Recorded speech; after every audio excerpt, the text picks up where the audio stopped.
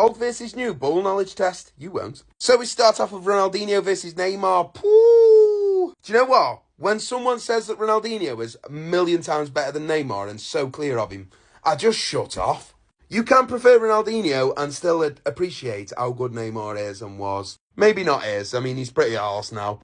I'm taking Neymar. Shoot me. Thierry Henry versus Kylian Mbappe. Oh, the French speedsters. Vavavoom.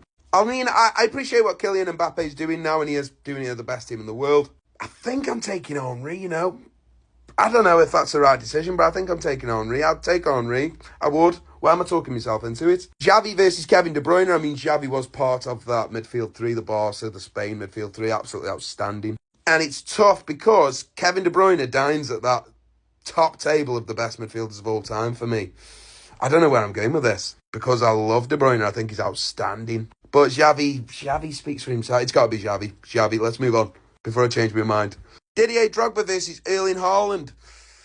I think just for sheer numbers, even though he's only like 23 years old, 24 years old, I think it's got to be Haaland, man. But I will not take away Didier Drogba's clutchness and his big game mentality and his big game record. But I mean, Haaland's hitting 40 goals a season, any plus, so I'm sorry. Premier League Cristiano Ronaldo versus Premier League Mohamed Salah.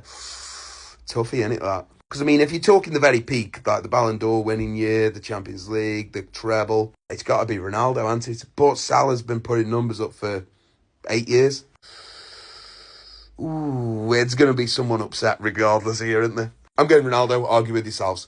Steven Gerrard versus Jude Bellingham. I do think Jude is doing it to the biggest club in the world, week in, week out. His trophy cabinet already shits all over Stevie G's. The thing with Gerrard is it's always ifs and buts. Like, I appreciate, obviously, I lived throughout his whole career, and I appreciate that he was a really good all-round player, all-round midfielder, a leader. He had the lot in his locker. But it's always like, if he did this, if they signed him, if he moved there. It's like, but he didn't.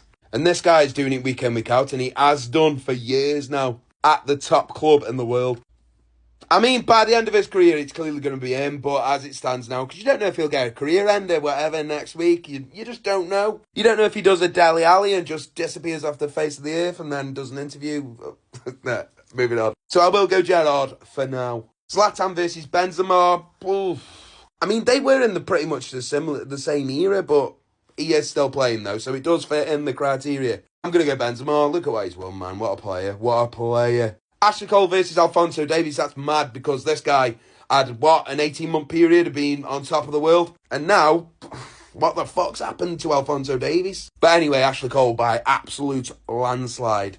Then the last one is Rio Ferdinand versus Virgil van Dijk. This one is going to be, it's going to be rough.